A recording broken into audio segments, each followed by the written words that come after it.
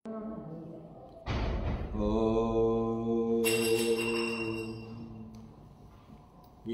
ब्रह्मा वरुणेन्द्ररुद्रमरुतः स्तुन्वन्ति दिव्यैस्तवैः वेदैः साङ्गपदक्रमोपनिषदैः गायन्ति यं सामगाः ध्यानवस्थिततद्गतेन मनसा पश्यन्ति यं यगिनो यस्यान्तं नो विदुः सुरासुरगणाः देवाय तस्मै नमः।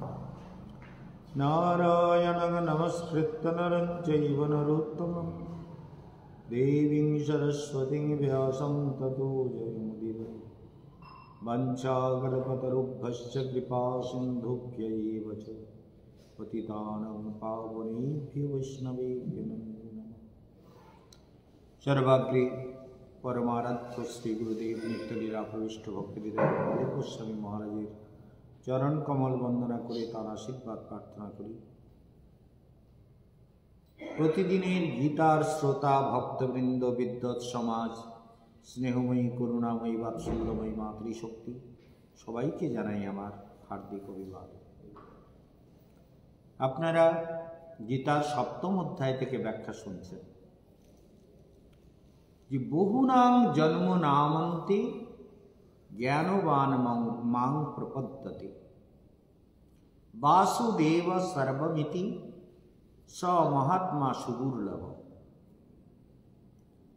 এই অধ্যাত্ম জ্ঞানের গভীরে না গেলে জীব সত্যকে বুঝতে পারে না। এই জন্য বলছেন সুদুর্লভ, শুধু দুর্লভ বললেন না, সুদুর্লভ। স মহাত্মা সুদুর্লভ। কৃষ্ণ প্রতিটা শব্দকে অনেক ভেবেচিন্তে চয়ন করেছেন। বলছেন বহুনাং জন্ম নামন্তে, কত জন্মের সাধনা। পদ্মপুরাণে ধ্রুবচরিত অন্যভাবে দেখানোতে সেখানে বলা হয়েছে যে নারদ একবার ধ্রুব লোকে গেছে। ধ্রুবের জন্য ভগবান আর একটা বৈকুণ্ঠ করেছিলেন। কেন করেছেন? আছে এখন। তাকে বলে ষষ্ঠী মুক্তি। কি মুক্তি? মুক্তি 5 প্রকার: শালক্য, সামীপ্য, ষষ্ঠী, সাযুজ্য আর শালক্য, সামীপ্য, ষষ্ঠী, সাযুজ্য আর হচ্ছে পুরাণে 5 প্রকারের মুক্তি কথা বলা হচ্ছে। তার মধ্যে ষষ্ঠী মুক্তি যেটা শালক্য, সামীপ্য, ষষ্ঠী এবং সাযুজ্য আর হচ্ছে ভগবৎ প্রাপ্তির মুক্তি। তাহলে দেখা যাচ্ছে সাযুজ্য মুক্তি কিন্তু ভক্তরা কামনা করেন না।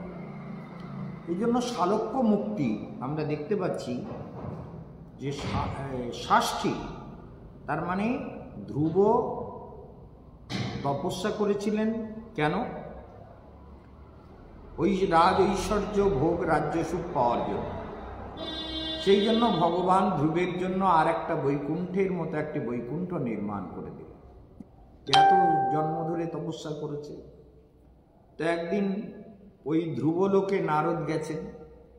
নারদ গিয়ে বলছেন, নারদকে অভ্যর্থনা করে পূজা টুজা করে পাটা ধুয়ে প্রণাম করে, নারদ গুরুদেব তো, বাবার গুরুদেব নিজেরও গুরুদেব আপনার আগমন কুশল তো।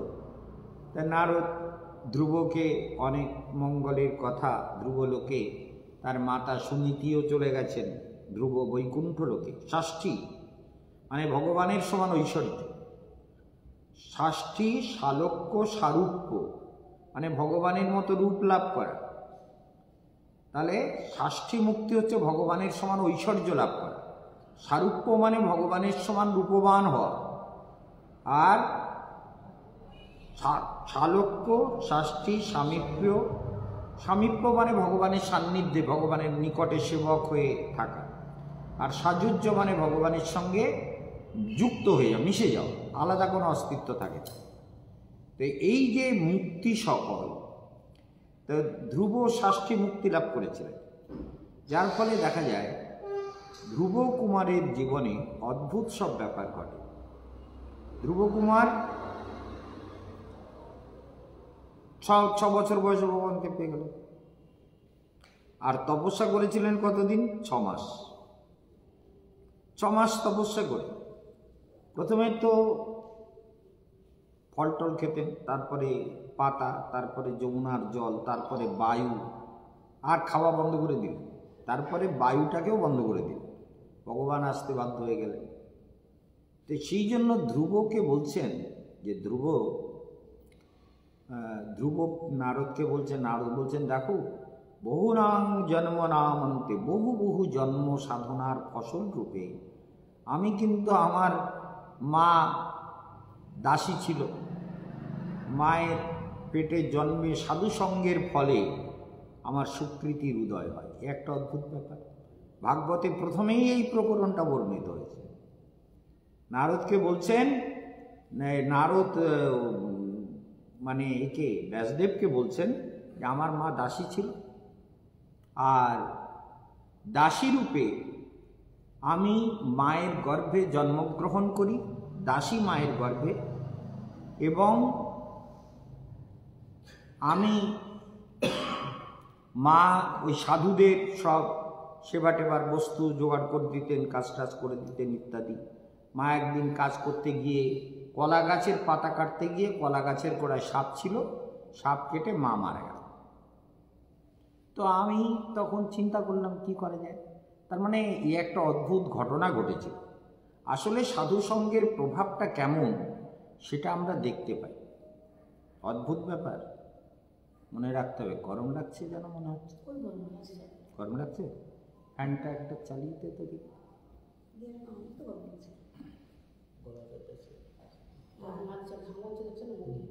মুখ ঘেমে গেছে। হ্যাঁ, এটা চালিয়ে দাও, থাক। তো দেখা যাচ্ছে তার মানে নারদ মা যখন ওই সাধুদের সব সেবা কাজ টাজ করে দিতেন, তিনি ওই দাসীপুত্র রূপে সাধুদের উনিও সেবা করতেন। নারদ গিয়ে সাধুরা যা খায় সেটাই ওকে বলে, এই বাচ্চা, যেমন একটা বাচ্চাকে সবাই ভালোবাসে, আমরা যেমন হর্ষিতাকে স্নেহ করি, সবাই মিলে শাসনও করতে হবে। কিন্তু ওই বাচ্চা, তাকে তো শাসন করার দরকার নেই, কারণ একে যেমন পড়াতে হবে, ওর পড়াবার সাধুরা ওকে, সাধুরা হরি কথা বলে, ও অবাক হয়ে শোনে, যেমন আমি ছোটোবেলা শুনতাম। ধ্রুব ওই রকম অবাক হয়ে শুনত। আর সাধুদের প্রসাদ খেত, সাধুরা প্রসাদ দিতে এনে খা, তা পেট ভরে খেতেন। সাধুদেরকে ফুল তুলে এনে দিতেন, সাধুদের যা দরকার, যা বলতো, যা যা সেবা করার দরকার ধ্রুব এই নারদ দাসীপুত্রের জন্মে তিনি তাই করতেন। এই সব দেখে সাধুরা খুব প্রসন্ন। আর ওই যে দাসীপুত্র, এবার সে সাধুরা 4 মাস এক জায়গায় হয়েছিলেন, চাতুর্মাস্য ব্রত করছিলেন। ব্রতকালে উনি সেবা করেছেন, বা সাধুরা চলে যাবে। এইবার বালক কাঁদতে শুরু করেছে, বলে আমি তোমাদের সঙ্গে যাব। সাধুরা বলে কি স্বল্প হয়। অদ্ভুত ব্যাপার। মানে বাচ্চারা দেখবেন এটা হয়, যখন আমরা কোথাও গিয়ে বাচ্চাদের একটু স্নেহ করি, আদর করি। অনেক ঘটনা আমার জীবনে, বাচ্চা ছেলে মেয়েরা কাঁদতে শুরু করে, আমি চলে যাব, আপনার সঙ্গে যাব। অদ্ভুত ব্যাপার। এই অনেক ঘটনা আছে, সেসব ঘটনা বলা যাবে না, লম্বা লম্বা ঘটনা। বাচ্চা আমাদের গ্রামে, এই যে আমাদের দীনবন্ধুর যে স্ত্রী, ওর একটা বোন, সে কি কান্না, সে ছোট তখন, আমি গিয়েছি, এখন ওদের বাড়িতে আমি ছিলাম। কাদের বাড়ি? ওই দীনবন্ধুর যেটা শ্বশুর বাড়ি হবে, তখন হয়নি, কারণ আমি বাড়িতে থাকতাম না, সন্ন্যাস নেওয়ার পরে ওইখানে থাকতাম। ওইখানে কদিন, 2-3 দিন 4 দিন ছিলাম।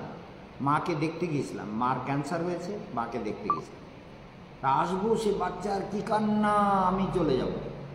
আমি বলি কী রে পাগলি, বাবা বোঝাচ্ছে, মা ওই রকম কাঁদতে নেই, সাধুদের জন্য এরকম হয় না। তাই এইসব ছোটো বাচ্চা, ছোট্ট একটুখানি বাচ্চা, চিন্তা, এইরকম বহু ঘটনা আছে। তো এখন নারদও কাঁদছে, আমি যাব।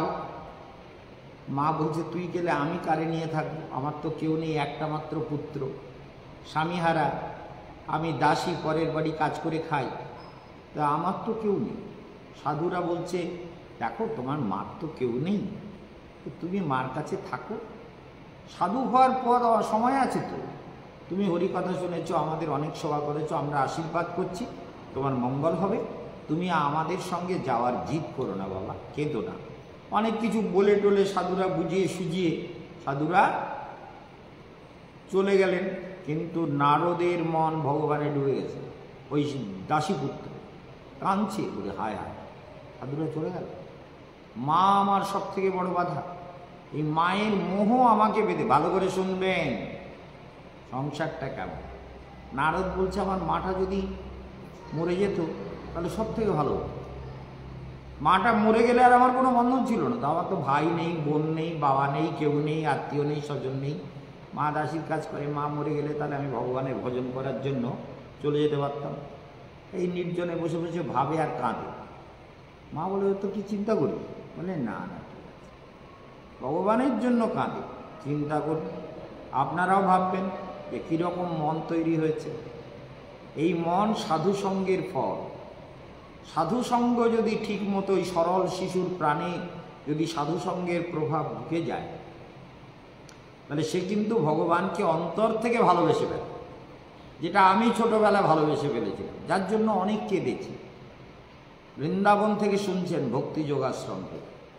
তো নারদ কি করছে, নারদ ওই দাসীপুত্র, সে মনে মনে ভাবছে একদিন মা কলা পাতা কাটতে গিয়ে মা সাপে কেটে মরে গেল।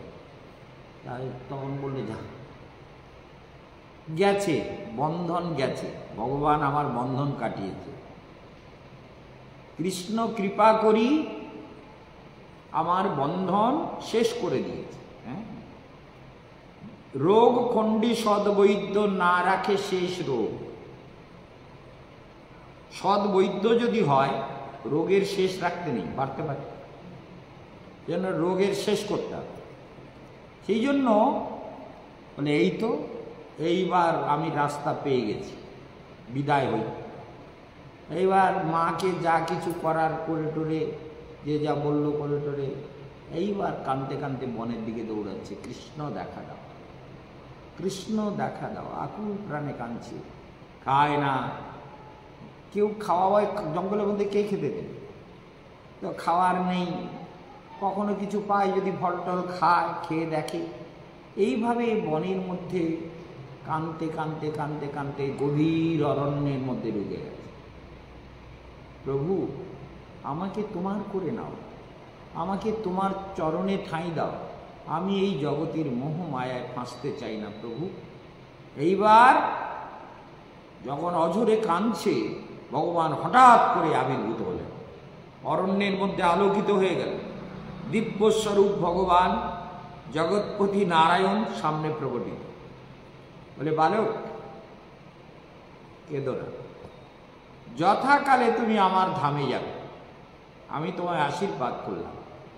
তুমি এখন ভারতের সমস্ত তীর্থ ভ্রমণ করো, গঙ্গা, যমুনা, কেদারনাথ, বদ্রীনাথ, গঙ্গোত্রী, যমুনোত্রী, ভারতের যত সব পবিত্র তীর্থ আছে সেই সব জায়গায় ঘুরে ঘুরে সাধু সঙ্গে জীবনযাপন করো। যথাকালে দেহত্যাগ করে তুমি আমার বৈকুণ্ঠ ধামে চলে যাবে, আমি আশীর্বাদ দিলাম, তোমার কল্যাণ হোক। ভগবান অদৃশ্য হয়েছে। এইবার কাঁদতে শুরু করেছে, ঠাকুর তুমি কোথায় গেলে, ঠাকুর দেখা দাও, ঠাকুর দেখা দাও। অজরে কাঁদছে, দেখা দাও, কোথায় গেলে প্রভু, একটু কি বললে চলে গেলে কেন? তখন আবার দৈববাণী হলো, আর নয়, এই জীবনে আর দেখা হবে না, এই জীবনে আর দেখা হবে না, মরণের পর তুমি বৈকুণ্ঠ লোকে যাবে। তাহলে ব্রহ্মার সৃষ্টিতে সেই দাসীপুত্র ব্রহ্মার মানসপুত্র রূপে জন্ম হলেন, তিনি হলেন নারদ। আর নারদ তার কথা শোনাচ্ছেন। ধ্রুব বলছেন আপনার এতদিন লেগে গেল ভগবানকে পেতে? ধ্রুব বলছেন আমি তো 6 মাসে ভগবানকে পেয়ে গেলাম।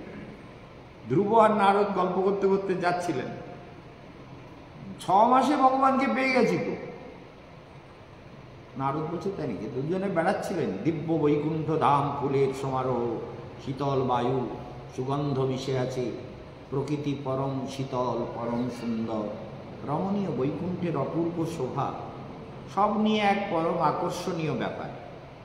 সেই অপূর্ব দিব্য বৃন্দাবনে, এই দিব্য বৈকুণ্ঠ ধামে, ধ্রুবলোক তো বৈকুণ্ঠ, আর একটা বৈকুণ্ঠ, সেই আর একটা বৈকুণ্ঠে দেখা যাচ্ছে ভগবান এইভাবে, এই নারদ ধ্রুবকে বলতে বলতে, ধ্রুব বলছেন 6 মাস, বলে 6 মাসে পেয়েছ?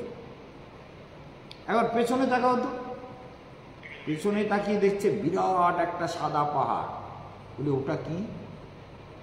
বলে তুমি না ভালো করে চোখ বন্ধ করে দেখো, তুমি কত জন্ম নিয়েছো, আর ওইখানে গিয়ে ওই পাহাড়ে তপস্যা করেছো, আর তোমার হাড়গুলো জমতে জমতে অতটা উঁচু হয়ে গেছে, পাহাড়ের উপরে হাড়ের আর একটা চূড়া মতো হয়ে গেছে। তুমি বহু জন্ম তপস্যা করেছো, চোখ বন্ধ করে দেখো, নিজের পূর্ব জীবনকে দেখতে পারো। ধ্রুব দেখলেন, তার মানে বহু জন্মের প্রারব্ধ স্বীকৃতি ছিল বলে ধ্রুব এইভাবে 6 মাসে ভগবানকে জীবনের বাজি লাগিয়ে দিল। কথাটা মনে রাখবেন, যখন আমরা ভগবানের জন্য জীবনকে বাজি লাগিয়ে দেই, তখন ভগবানকে পেতে আর কোনো বিলম্ব থাকে না, ভগবান আমাদেরকে নিজের করে নেয়। সেই জন্য ধ্রুব বাজি লাগিয়ে দিয়েছেন বহুবার। তাই নারদ দেখালেন যে দেখো, তপস্যা সবাইকেই করতে হবে। আমি দাসীপুত্র রূপে যে জন্ম নিয়েছিলাম, আমিও বহু জন্ম তপস্যা করার পরে মায়ের গর্ভে সাধুদের শক্তি আশীর্বাদে জন্ম নিয়েছিলাম। তাই আমি সেই জীবনে প্রচুর কেঁদে কেঁদে ভগবানকে তপস্যা করেছি, সারা তীর্থ ঘুরেছি, সর্বত্র উপাসনা করেছি, এইভাবে সারাটা জীবন কাটিয়েছি। এই জন্য মনে রাখতে হবে, বহুনাং জন্ম নামন্তে জ্ঞানবান মাং প্রপদ্যতে। বহু জন্ম ধরে জ্ঞানবান মাং প্রপদ্যতে। তাহলে বহুনাং জন্ম, বহু বহু জন্ম ধরে যদি সত্যি সত্যি, হ্যাঁ, যদি সত্যিকারের সদ্গুরু লাভ হয়ে যায়, আর গুরুদেব যদি সত্যি সত্যি সত্যের সঙ্গে যুক্ত হন, তিনি শিষ্যের জীবনকে এক জন্মেই পার করে দিতে পারেন। যেমন নারদের জীবন সাধু সঙ্গে এক জন্মেই পার করে পরের জন্মে ব্রহ্মার নারদ রূপে তার জন্ম হয়ে গেল, ব্রহ্মার পুত্র রূপে। তেমনি সাধুতে, গুরুতে যদি শ্রদ্ধা হয়ে যায়, কোন ভাগ্যে কারো সংসার ক্ষয়োন্মুখ হয়, তবে সেই জীব সাধু সঙ্গ করয়। সাধু সঙ্গ হইতে হয় শ্রবণ কীর্তন, শ্রবণ কীর্তনে সর্ব অনর্থ নিবর্তন। অনর্থ নিবৃত্তি হইলে ভক্তি নিষ্ঠা হয়, নিষ্ঠা হইতে শ্রবণার্থে রুচি উপজয়। রুচি ভক্তি হইতে হয় আসক্তি প্রচুর, আসক্তি হইতে চিত্তে জন্মে প্রীত্যঙ্কুর। সেই প্রীতি গাঢ় হইলে ধরে প্রেম নাম, সেই প্রেম প্রয়োজন সর্বানন্দ ধাম। তাহলে দেখা যাচ্ছে বহুনাং জন্ম নাম, ক্রমটাই এরকম। কিন্তু সাধুর কৃপা যদি একবার হয়ে যায়, তাহলে বহু জন্মের দূরকে সহজে পার করে যাওয়া, বহু জন্মের দূরত্বকে সহজে পার করতে পারে মানব। বহুনাং জন্ম নামন্তে জ্ঞানবান মাং প্রপদ্যতে। তাহলে জ্ঞান যদি হয়, জ্ঞানবান মাং প্রপদ্যতে বাসুদেব সর্বমিতি স মহাত্মা সুদুর্লভ।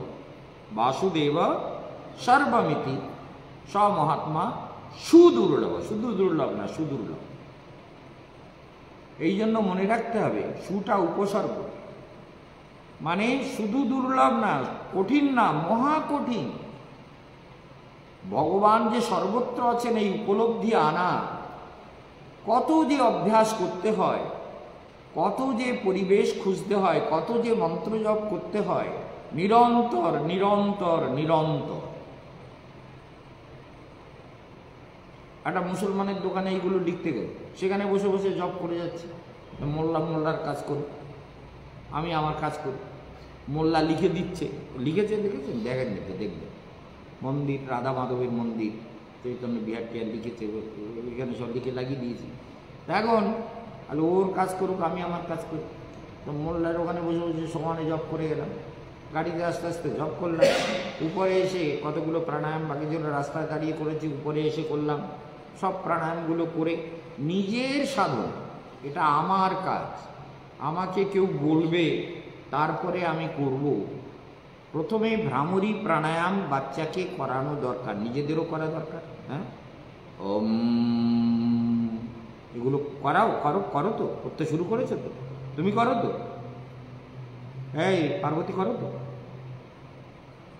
বাচ্চাকেও করাবে, নিজেরা দুজন বসবে একসঙ্গে, ওর সঙ্গে কথা বলবে না। সেই জন্য যদি নিজেদের মঙ্গল চাও তাহলে ধ্যান, সাধনা, প্রাণায়াম সযত্নে করো, তাহলে সারা জীবনের পথ আলোকিত হয়ে যাবে।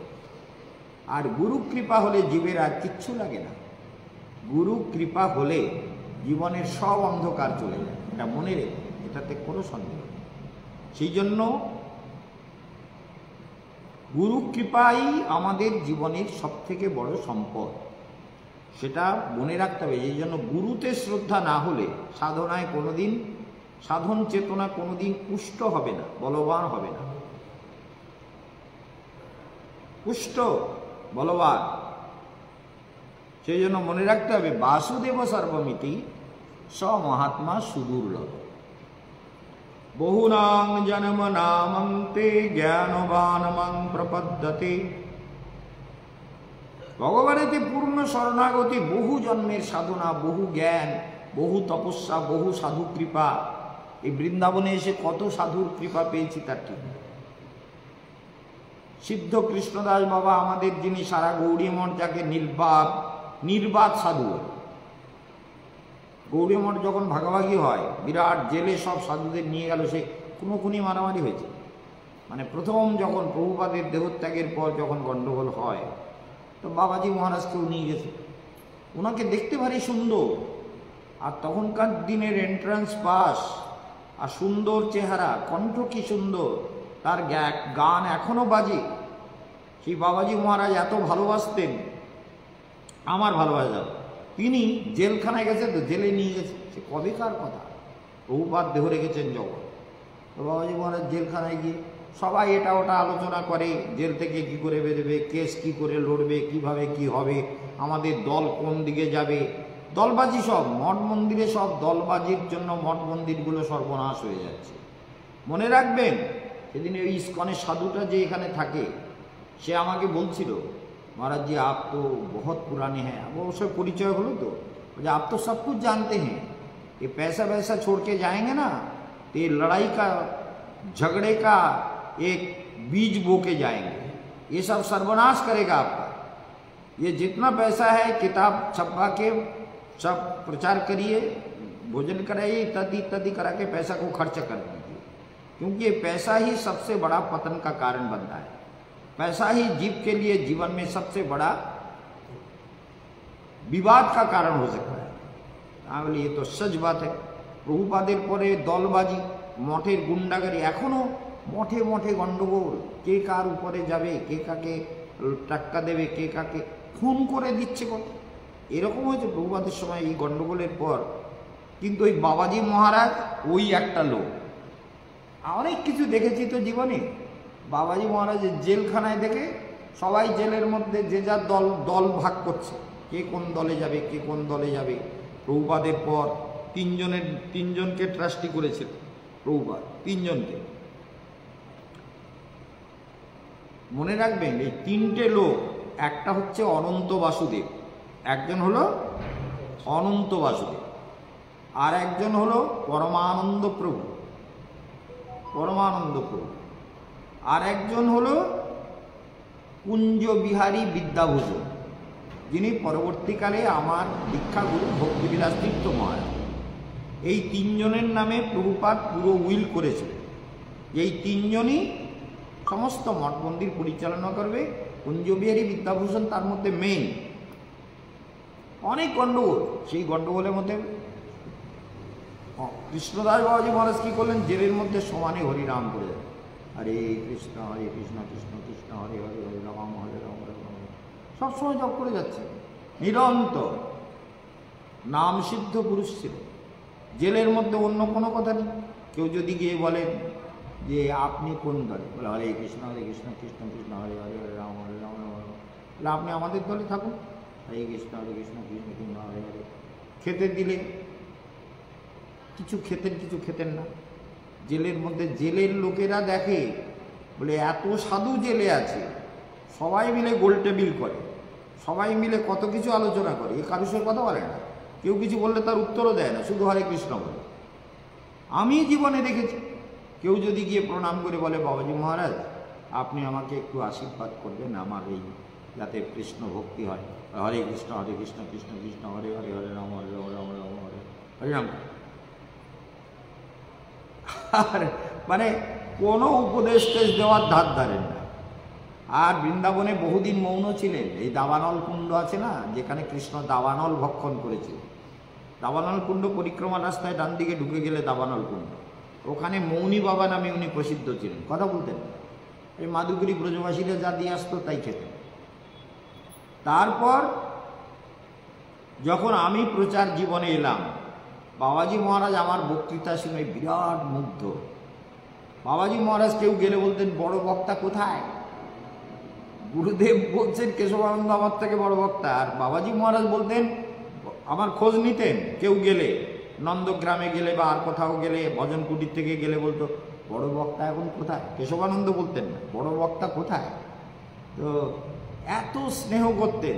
তার জীবন পথকে চিন্তা করলে ভাবা যায় না যে একটা সাধুর মধ্যে কত। আমরা অনেক কিছু, বাবাজি মহারাজকে থালায় তো খাবেন না, পাতায় করে সুন্দর করে আমরা বেশ গোবিন্দভোগ চালের অন্ন, গুরুদেবের যেমন হয় সেরকম গোবিন্দভোগ চালের অন্ন, অনেক রকম ভাজা টাজা তরকারি সাজিয়ে দিয়ে বাবাজি মহারাজকে ডেকেছি, ডেকে প্রসাদ দিয়েছি।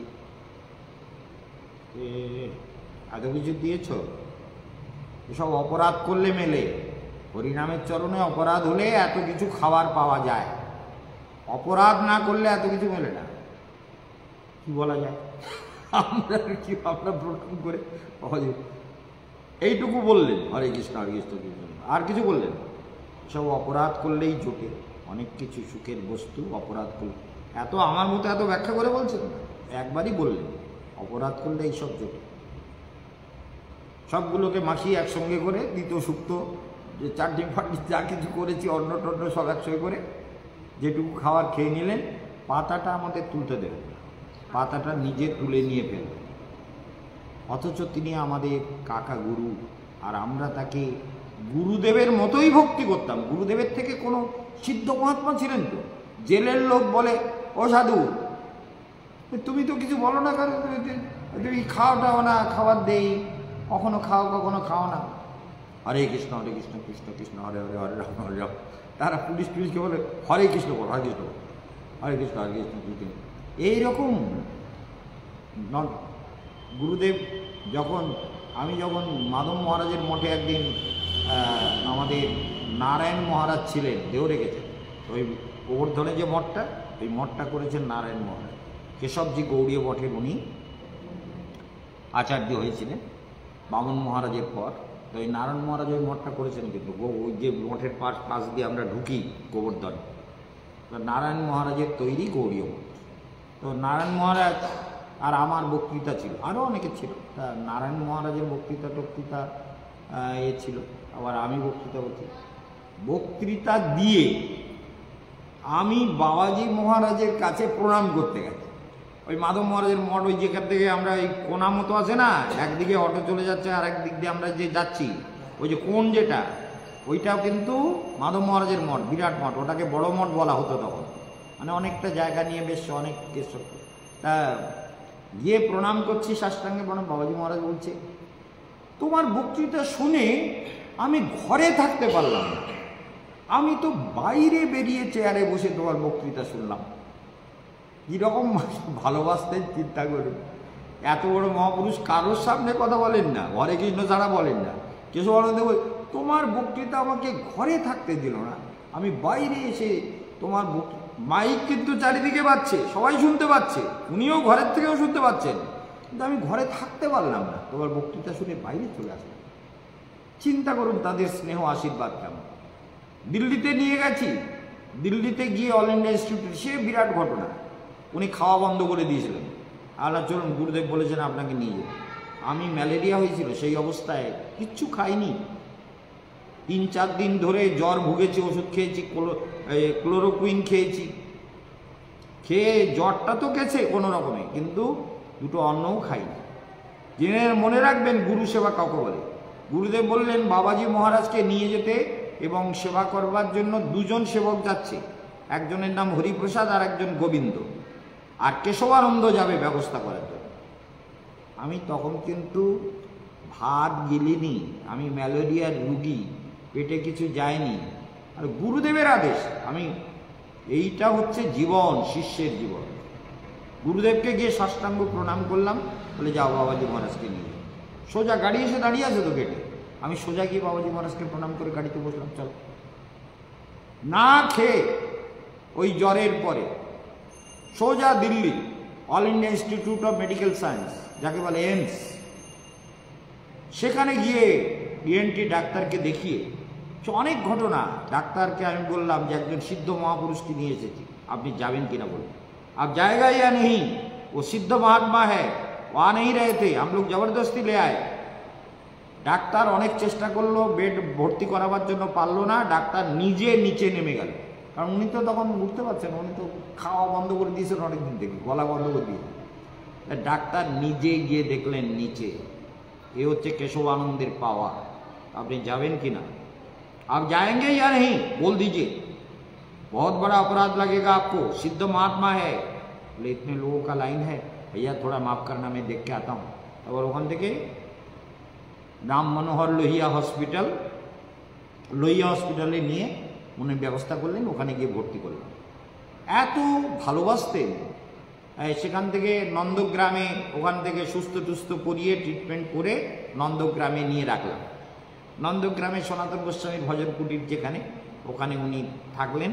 কিন্তু উনি, কেউ গেলেই বলবে বড় বক্তা কোথায় আছে, ভজন কুটির থেকে লোক প্রায় যেত, 1 দিন 2 দিন পর পর কয়েক আমার কাছে। এই জন্য সাধুদের এত আশীর্বাদ, এত ভালোবাসা পেয়েছি, তার কোনো ঠিক নেই। এই জন্য মনে রাখবেন, এগুলো আপনাদের জীবন শিক্ষার জন্য বললাম যে সাধু কাকে বলে। নির্বৈর সর্বভূতেষু, তার কেউ শত্রু নেই। জেলখানায় রেখেছে তারা, হরে কৃষ্ণ হরে কৃষ্ণ কৃষ্ণ কৃষ্ণ হরে হরে, হরে রাম হরে রাম রাম রাম হরে হরে কৃষ্ণ রাম রাম রাম, তাহলে তার কোনো শত্রুতা নেই। আর এই জন্য এই যে মঠ ভাগাভাগি হলো প্রভুপাদের পর, অনন্ত বাসুদেব তিনি তো অনেক ঘটনা, সেগুলো আপনাদের বলবো না, সেগুলো মঠের ইন্টারনাল ব্যাপার, অনেক কিছু হলো। 2টো ভাগ হয়ে গেল গৌড়ী মঠ। তো তার মধ্যে পরমানন্দ প্রভু যেহেতু ট্রাস্টির একজন সংসার করলেন, সেহেতু মঠে থাকতে পারলেন না। আর ওই কুঞ্জবিহারী বিদ্যাভূষণ, এই কুঞ্জবিহারী গৌড়ী মঠ রাধাকুণ্ডে দেখেছেন তো, এই পরিক্রমার রাস্তায়, তো কুঞ্জবিহারী ওনার নামে ওই মঠটা, কিন্তু কুঞ্জবিহারী বিদ্যাভূষণ, কুঞ্জবিহারী গৌড়ী মঠ রাধাকুণ্ডে।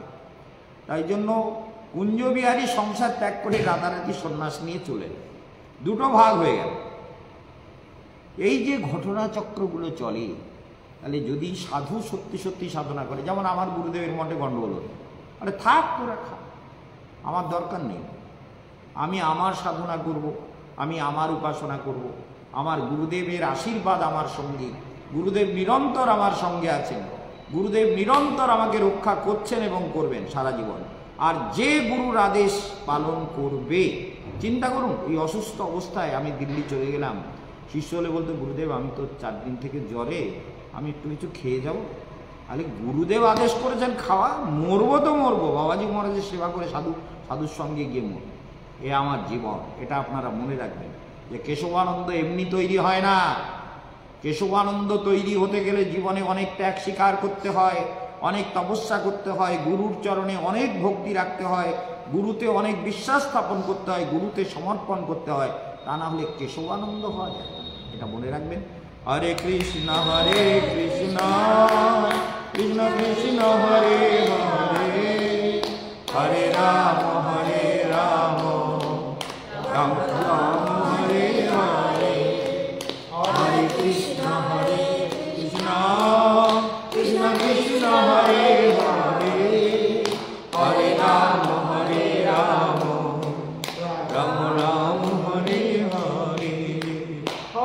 কৃষ্ণ হরে